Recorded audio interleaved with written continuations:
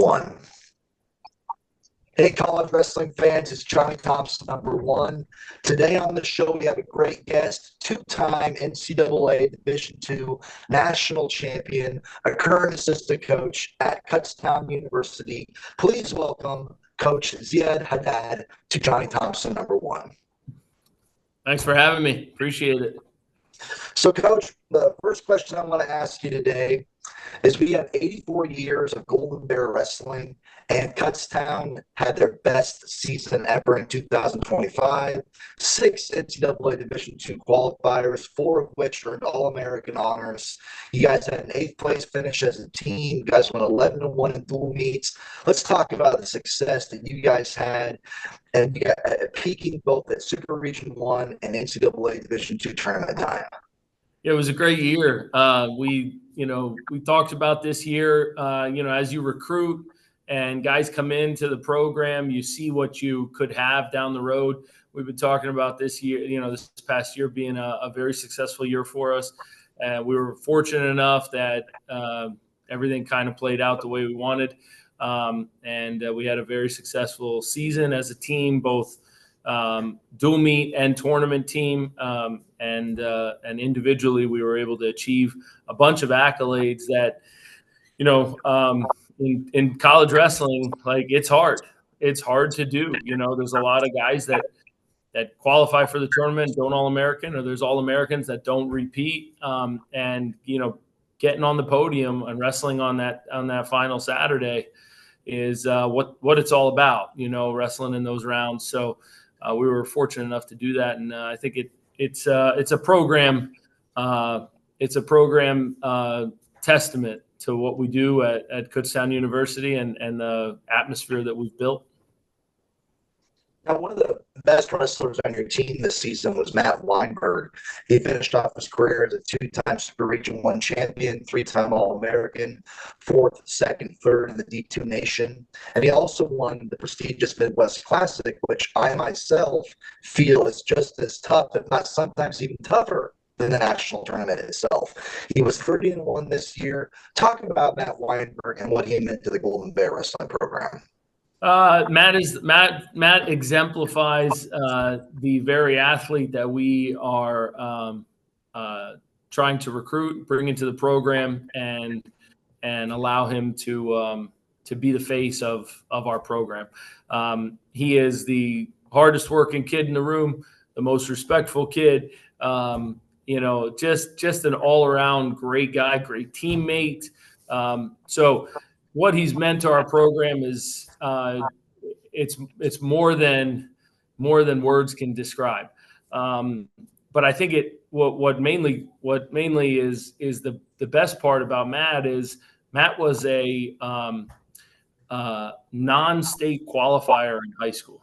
Wow. He wrestled in Pennsylvania and did not qualify for PA states in any of the 4 years that he wrestled.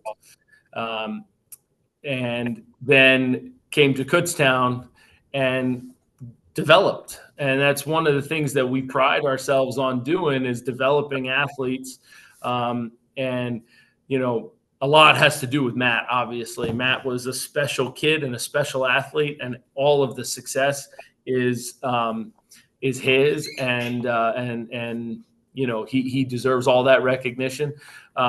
We were able to be a catalyst in that success and help him get on the track that he needed to realize some of that success. But I think it's part of a broader picture of our program. There's a lot of guys that wouldn't take chances on certain kids like that. And our operating budget is not what other programs, other higher level D2 programs is. So we have to get creative.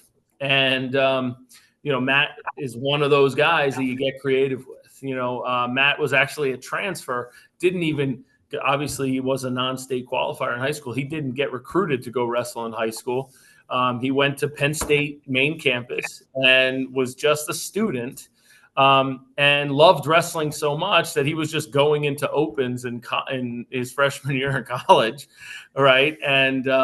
And we recognized him at an open like that we were at. Like, hey, and Matt recognized us as a program and said, you know what, I really like what they got going on over there.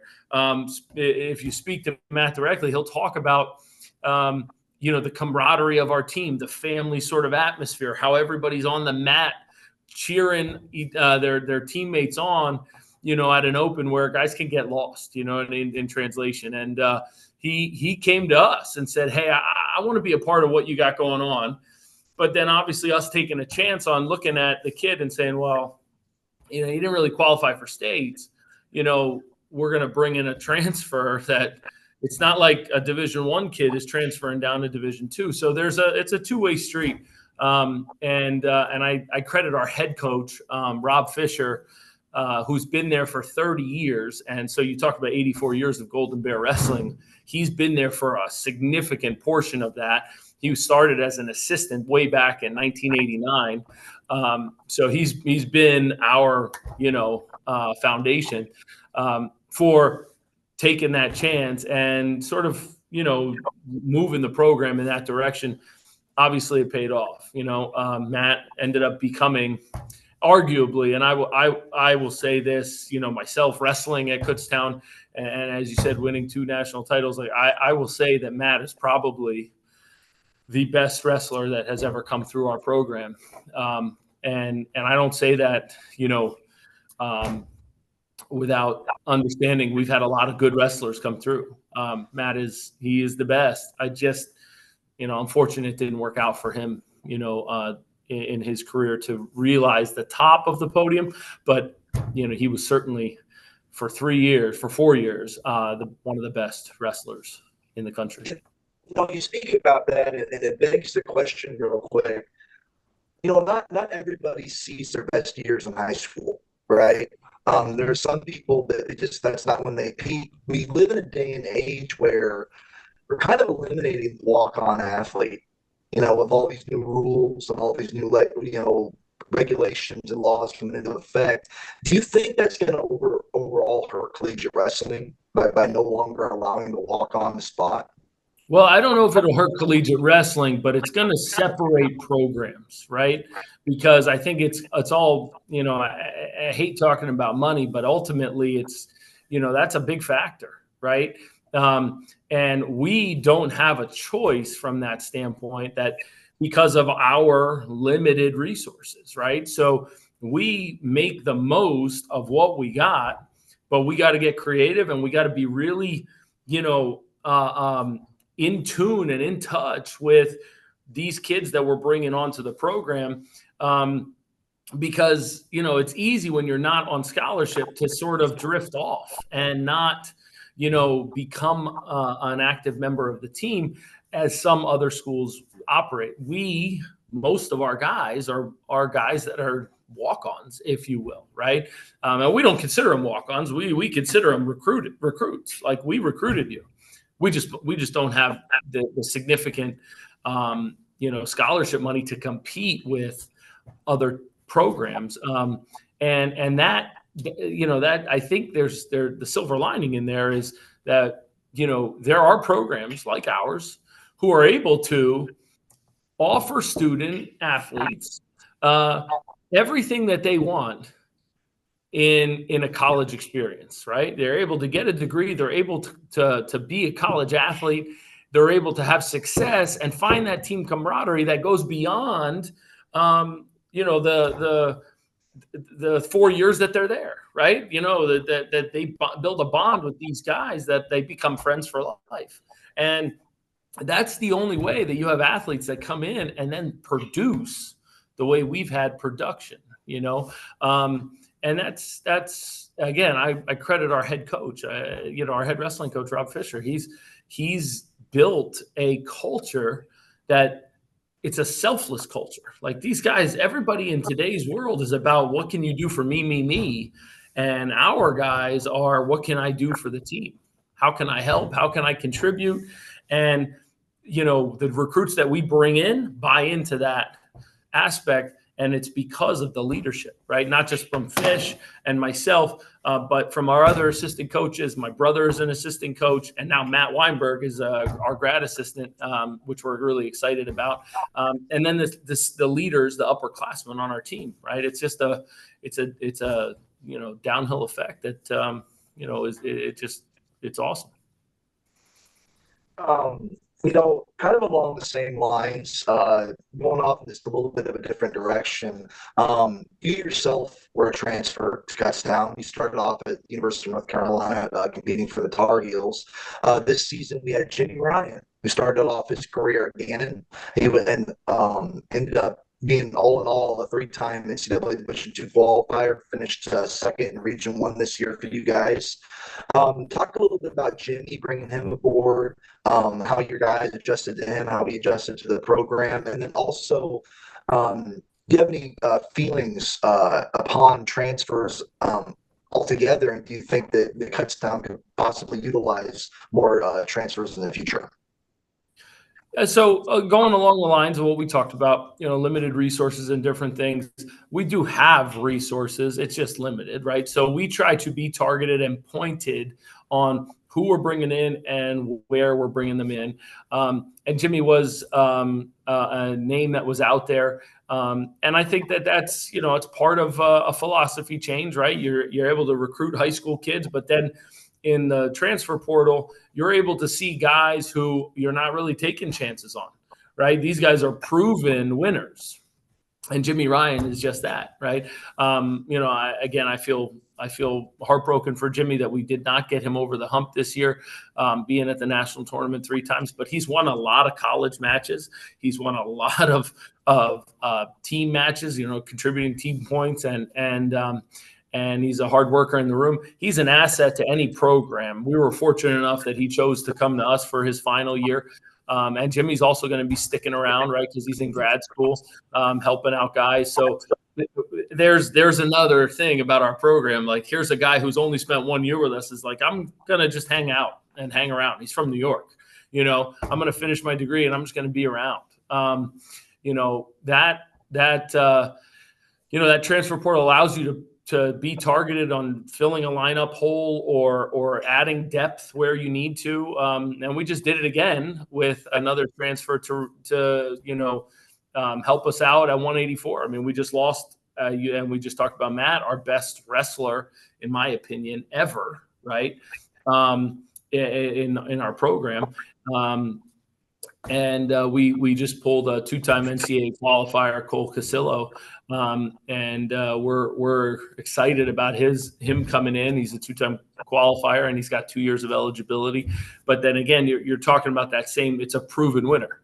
We have a lot of really good recruits at 184 that from high school that we're really excited about. So you mix those two things, and that's how you're able to sustain success, and that's how you'll also be able to be really competitive, as a team. Like this year, we were, I know we finished in 8th place, but at the end of the first day, we were in 4th. We were in the top 5 in the country, and if you'd stack our budgets up against the others, it's night and day, right? So we have that ability, but getting those pointed transfers and adding those depth pieces, I think it's the new model of college wrestling, right? I would like to add a few more. I'd like to have a roster of 60, but that's not, what we're able to do. But getting a proven guy from the portal, I think is definitely a new, or is the move of the future. I don't see it going anywhere, and I see that sort of being the process going forward. Now, I talked earlier about how 2025 was the credentially, achievement-wise, the best year of Golden Bear Wrestling that we've seen. But 2026 could be just as good, if not better. I mean, you guys return 6 Region 1 place winners, 4 Division 2 qualifiers, and 3 All-Americans to your squad next year. So we got the Gimber brothers, 2-time All-American Bailey, and Dalton, who finally got on the award stand after 2 blood round losses and finally won that match. I'm so happy for him finally getting there. Then we also have a 2-time qualifier, Wayne McIntyre. He finished 1 match shy of All-American, and then heavyweight Freddie Redder, who did earn a 5th place All-American finish. Talk about these guys and the potential that you guys had to do even better next year than what you did this season. Yeah, that's the culture piece, right? You talk about, hey, we're not rebuilding, we're reloading, right? And once you get that ball sort of rolling, people want to be part of that program, right? And our heavyweight is no different there. Our heavyweight was a football player on our football team. Freddie Redder has not wrestled in 3 years. He's the PSAC Defensive Player of the Year. He's a defensive lineman. PSAC is our conference, Pennsylvania State Athletic Conference, on our football team, which is a nationally relevant program. The last few years, our football team has been in the NCAA tournament. 2 years ago, they were in the Final Four. This past year, they were ranked number 3, I think. And he's one of the leaders of that team, but saw what we had going on and said, hey, I kind of want to be a part of it. And a guy who hadn't wrestled in 3 years, now it's a little, he was a 3rd place in the state of Pennsylvania when he was in high school. So, he's as credentialed in wrestling. He just hadn't been on the mat. He came and wanted to be a part of it, and obviously showed that he has the ability, was in the national semifinals. And I believe, and we talked about it, I know he believes they could have won the whole thing, right? So coming back, he's really excited about his opportunity to be think about this, not just a multiple-time All-American, but a multiple sport All-American. I mean, he is that good, right? I mean, he was the PSAC Conference Player of the Year, right? And that's something, and that was our conversation with him. I said, hey man, you could be like, have your own little section in this hallway of like in the Hall of Fame kind of thing at Kutztown. Like you have your own area, because everybody else is a single sport athlete. So the success that we could have coming back, I'm really looking forward to the potential. God willing, we all stay healthy. I mean, that's always the number one thing. And Coach Fisher does a heck of a job of monitoring, our workload and making sure that we're peaking at the right time. That's part of the success, is his monitoring of that. Coach Fish has got such a good pulse on the team, on what they need, and what we, when we should push, when we should back off, that kind of thing. Like if I had my way, we'd go 100 miles an hour every day of the year, and some guys will, label me a fanatic like that, but he has we have such a good relationship. I mean, I look at him in multiple roles, me and him, like a father figure, a friend, a brother, a mentor. Like it's just so many different roles. I've been around him for so long, and in different aspects, right? That we have such a good relationship that we are able to coexist from that standpoint of, hey, I know, no, we're backing off today. And I trust. And sometimes I'm like, listen, we really got to push them today, and he'll bite his lip and walk away and then come back in and, say, how did it go? It's what we got going is so special. And it's just so nice to be a part of that.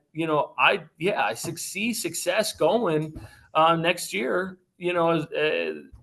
but as I talked about in the beginning, it's hard to replicate, just because you're an All-American, and this, and you talk about it. I know you talked about the Midwest, like just because you finished in the top 8 doesn't guarantee that you're going to be in the top 8 next year. you got to go out and do it again.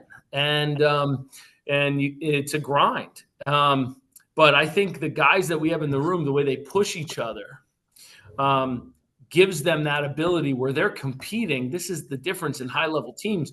Our guys are competing against All-Americans and national qualifiers, not every competition, but every day in our room, right? Like they're getting that level of wrestling every day. No matter what weight class they go to, they're up and down.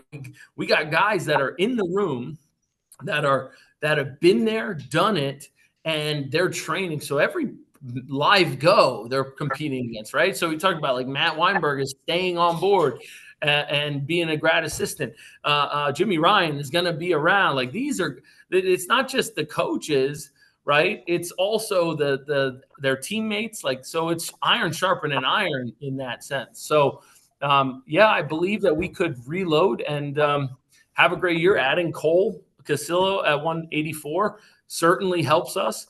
That's another 2-time qualifier. So if you look at on paper, we bring back 4 national qualifiers. Add Cole, that's 5, right? And 3 of them are All-Americans. So we could have a really good year and achieve higher goals.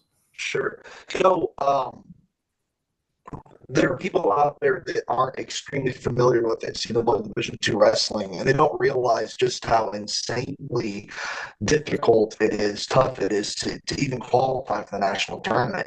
You have to place top 3 at the region in order to be able to call yourself a national qualifier.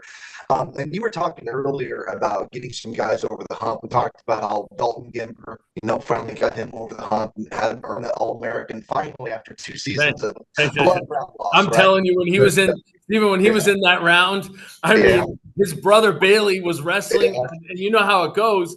Like they're wrestling at the same time. And we got 4 coaches that were wearing mats across from each other. And I remember talking to my brother. I'm like looking at both scores. Like it's just, and luckily Bailey was kind of, I don't want to say comfortable because there's nothing comfortable about that match, but he certainly was in control. So a lot of my eyes were over at Dalton, and Coach Fish was with Dalton over there. And, just seeing that elation on his face, I mean, the relief almost, right? The relief because, 2 blood round losses and you're in the blood round again and your brother has been an All-American already, is a tough. I mean, I have so much respect for Dalton Gimber in his just ability to keep moving forward regardless of what occurs in his career so far. I mean, but yes, to get him over the hump, I'm really looking forward to what they do now. Both of them have got, because now we're not talking about being All-Americans. We're talking about let's chase the thing to win it all. So you guys have some other guys on your team that haven't quite been there. They've been close. JT DeLeon. He's been 5th and 6th so far in the region, so close to that qualification. Jay Ortega finished just 1 match shy of being a B2 qualifier last year. And then we also have a guy like Ali Alicia. Is that how you pronounce his name? Alisea, Alisea. And, he unfortunately, and this happened in collegiate wrestling. He did not have a good Super Region 1 last year, but he showed throughout the season he has a potential to do very, very well. I mean, hell, he majored Tommy Nichols 13-1, almost tech followed him. So, you not only do you have the guys we've already talked about, but then you have 3 more guys who have the potential to be right there with them. Absolutely. I mean, I would say that when we went into the regional tournament, I was expecting those 3 guys to be national qualifiers as well. Ali, like you said, had beaten the guy who was ranked number 1, and Tommy Nichols at the time, right before he beat him, was number 6, 7, or 8 in the country. And it blew his doors off. That was the alley that the potential meeting the result, right? unfortunately, he just hadn't put it together at the end of the region tournament.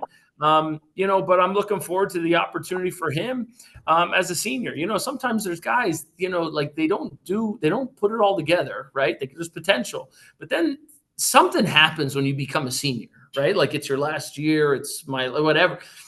Something happens, and I'm hoping that light bulb flicks for him, because I would say Ali's one of the most talented kids we have in the room. And Jay Ortega, as a true freshman, once he got into the lineup, and part of it was getting him down to the right weight. So he didn't compete mainly in the first semester, because we had to bring him down to 141. You got to do it right. That's one of Coach Fisher's non-negotiables. Like, I don't care whether you can make the weight or not. I want you to be able to compete at the weight, right? And, those are two different things. Making weight and competing are two different things, right? So, we didn't bring him into 141 until the end of January. And once we let him go, I think that confidence that he got this year, I think he's gonna surprise a lot of people, because Joey's really talented. I think the kid that from UPJ that he beat in the Conci semis was a returning national qualifier, and put himself in the third and fourth place match. Unfortunately, it didn't work out, but he's definitely capable. And Javian it could have been an All-American this year. Javian is super talented. Javian is the toughest kid to wrestle. I would tell you, his opponents will tell you that. Javian was beating the kid from Gannon, Jerry Echeverria, who was an All-American this year at 133, 5-1 with 45 seconds to go, and lost. Javian was seeded third at the tournament, at the Super Region tournament. If he just gets to his seed, he's qualifying. And unfortunately, he just didn't put it all together. But it was a tough weight class. I mean, his was probably one of the more tough weight classes there. If you look at it, Jerry Echeverria finished third in the region and was the only All-American for the region, right? So the guys who finished 1 and 2 didn't All-American, and Jerry finished third, and he All-American. So it speaks to the depth, right? But I'm really looking forward to. He's also in his last year. So, hopefully that switch turns for him too. So, yeah, like you start talking about what we could have, with the guys that we got bringing back and the guys that have potential, you start to look at a dangerous lineup. And, we're looking forward to it. Really excited about it. So, Coach, unfortunately, we are running out of time. So I'm going to ask you one more question real quick. Yeah. Sorry, I talk a lot. I could talk forever. I apologize. If you talk to anybody that's known me for a long time, the one thing they'll always tell you is I never shut up. So trust me, if you're saying that about yourself, I'm the pot and you're the kettle. Okay, that's just how it is. But anyway, you went undefeated your junior and senior season to college, and you were just unbelievably tough on your feet. I mean, I guess I don't remember for sure, but you either never got taken down or you only got taken down just a handful of times those 2 years. I did not get taken down at all. Yeah. So you never got taken down. You were so good on your feet. I'm wondering, have you been able to translate that style, that level of success to your guys? Are you seeing your guys do exceptionally well on their feet like you did? Yeah, I would say that it's something that we see as a culture, that we're really talented on our feet, and I think that's been the case for as long as I've been around the program. We've been really, really good on our feet. So the 3-point takedown has been a welcome from our side. I know there's other people that said they don't like it. Man, I wish I had it when I was wrestling. Because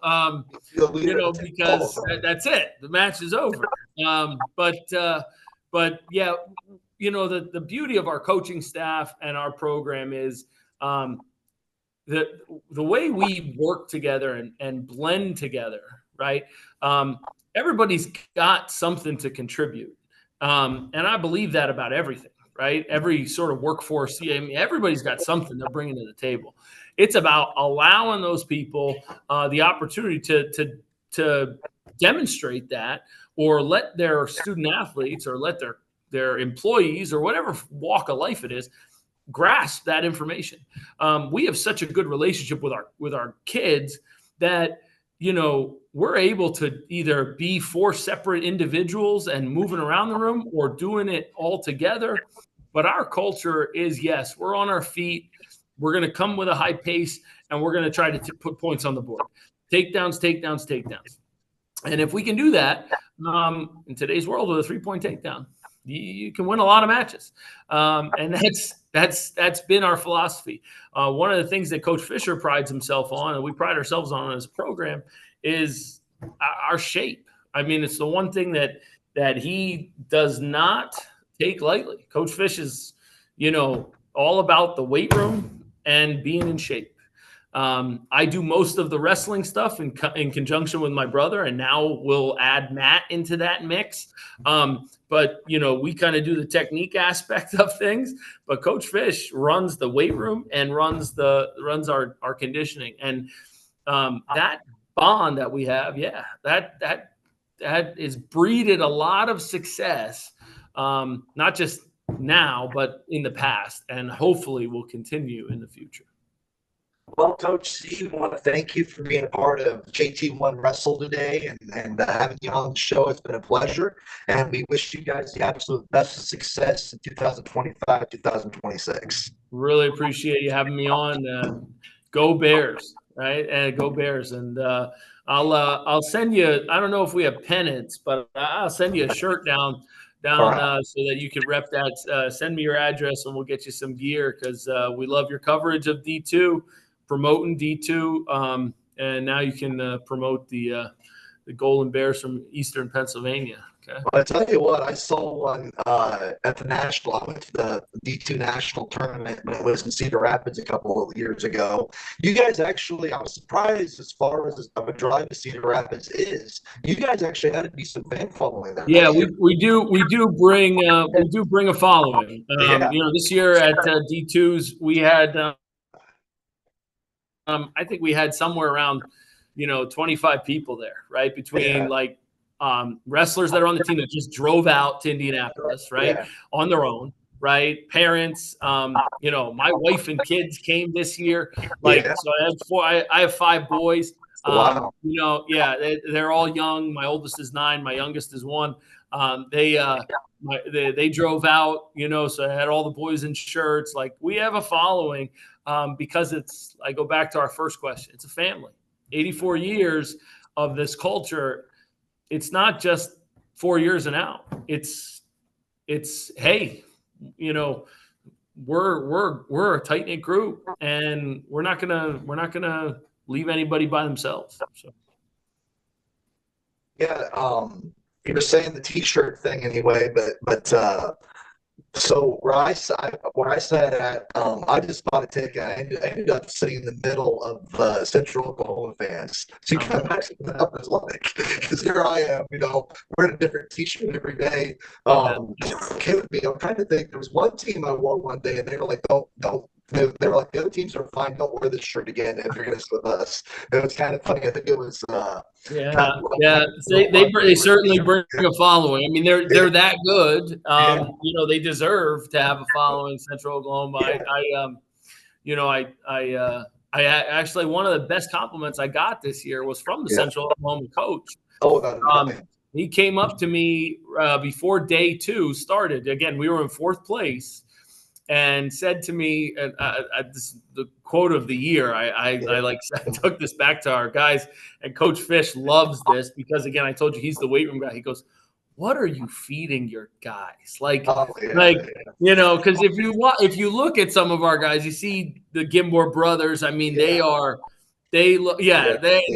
Matt Weinberg, it looks like a Greek god, and Freddie Redder, our heavyweight, is 6'4", and he has a 6-pack.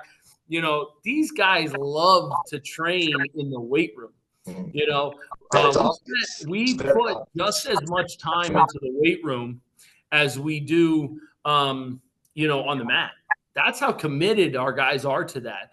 And we find the success down the road in the national tournament when guys are, that war of attrition starts to take, wear you down. Our guys are feeling still, I'm healthy. I'm ready to go. I feel great, because they're strong. So yeah, absolutely. Well, Coach, we are unfortunately we are out of time right now, so I'm gonna have to let you go. Like I said again, it's been an absolute pleasure. Looking really forward to what Golden Bear Wrestling is going to accomplish this season. appreciate it, Stephen. Thank you.